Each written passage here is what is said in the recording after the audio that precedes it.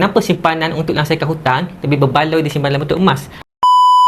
Siapa yang letakkan matlamat untuk langsaikan hutang menggunakan emas boleh letak target dapatkan gold bar 50 gram dan juga 100 gram. Gold bar 50 gram hari ini sekitar harga RM26,000 dan gold bar 100 gram bernilai sekitar RM53,000.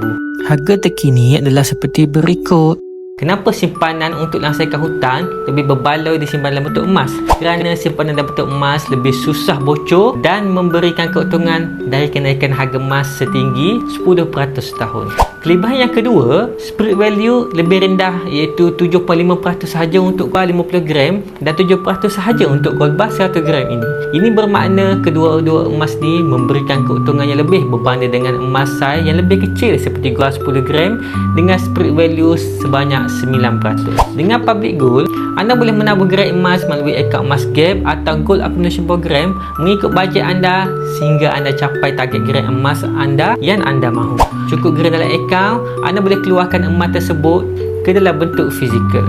Bagi gold bar 50 gram dan 100 gram ni, kedua emas ni boleh diambil di mana-mana cawangan public gold yang terdekat pilihan anda melalui temu janji. Bagi yang berminat untuk bermulakan simpanan emas, anda boleh isi maklumat dekat sign up ataupun klik link bio. Saya akan bantu anda untuk mulakan simpanan emas dengan murah mudah dan patuh syariah.